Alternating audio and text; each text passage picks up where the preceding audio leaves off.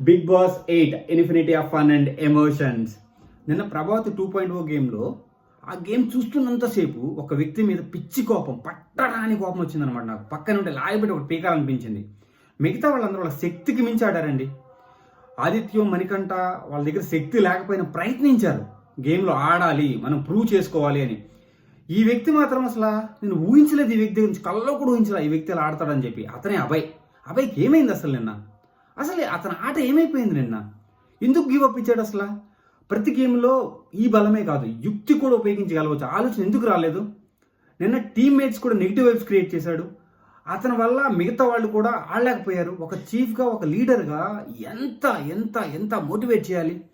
అతనే డిమోటివేట్ అయిపోయి అసలు గేమ్ ఆడుకొని పక్కనెళ్ళి కూర్చొని నేను గేమ్ అసలు ఆడలేదండి. అసలు వరస్ట్ గేమ్, దరిద్రమైన గేమ్. అతను నేను ఎక్స్పెక్టే చేయలేదు అతని దగ్గర నుంచి. అబ్బాయి ఇలా ఆడతారు కూడా ఊహించలేదు. మళ్ళీ నబిల్ దగ్గరికి వెళ్ళి వీకెండ్ మనం నాగార్జునతో మాట్లాడదాము, ఇదంతా తేల్చుకుందాం. ఏం తేల్చుకుంటావు? అసలు చీఫ్గా నువ్వేం పీకేవని చెప్పి తెలుసుకోవడానికి అందరికి అసలు ఏం చేశాడండి చీఫ్గా? నాగార్జున దగ్గరికి వెళ్ళి మాట్లాడతా. నాగార్జున ఫస్ట్ వచ్చి మాట్లాడేది అభయ్ గురించి. అభయ్ చీఫ్గా ఫెయిల్ అయ్యాడు, వాళ్ళ టీం డిజాల్వ్ అవబోతుంది, వాళ్ళ క్లాన్ డిజాల్వ్ అవబోతుంది, కొత్త క్లాన్ రాబోతుంది. అది 100% కన్ఫర్మ్ అండి. కొత్త క్లాన్ రావడం, ఈ క్లాన్ డిజాల్వ్ అవడం. అభయ్కి లీడర్షిప్ స్కిల్స్ లేవు. ఫస్ట్ 1 or 2 days కొత్త లీడర్గా పుంజుకుంటాడు అనుకున్నా, బట్ అతను లీడర్గా పనికిరాడు. ఓన్లీ కంటెస్టెంట్గా ఉంటేనే ఆడతాడు, బుర్ర పెడతాడు. ఈ ప్రెషర్ వల్ల అల్లాపోతున్నాడా? అది అసలు అది అభయ్కి కరెక్ట్ కాదు. అభయ్ ఆలోచనలకి, అభయ్ స్ట్రాటజీకి అసలు ఈ టైప్ ఆఫ్ గేమ్ అసలు కానే కాదు అసలు. కానీ ఏమైంది అనేది నాకైతే అర్థం కాలేదండి అసలు. అభయ్ ఎందుకు ఆడాడు? స్ట్రాటజీ అంటారు, చెత్త స్ట్రాటజీ. ఇది స్ట్రాటజీయే కాదు, ఆడపడడం స్ట్రాటజీయే కాదు. మనకి చాలా రోజులు ఉన్నాయి చూసుకుందామంటే. ఏ రోజుకి ఆ రోజు నువ్వు డేంజర్ జోన్లో ఉంటావు గేమ్ ఆడకపోతే. అది నీ మైండ్లో పెట్టుకోవాలి. నాకు చాలా రోజులు ఉన్నాయి, చాలా గేమ్స్ ఉన్నాయంటే చాలా రోజులు నువ్వు ఉండాలిగా, అసలు గేమ్లో ఉండాలిగా. చాలా రోజులు ఆట అయితే ఉంటుంది, బిగ్ బాస్ నడుస్తుంది ఇంకా 13 weeks 14 weeks.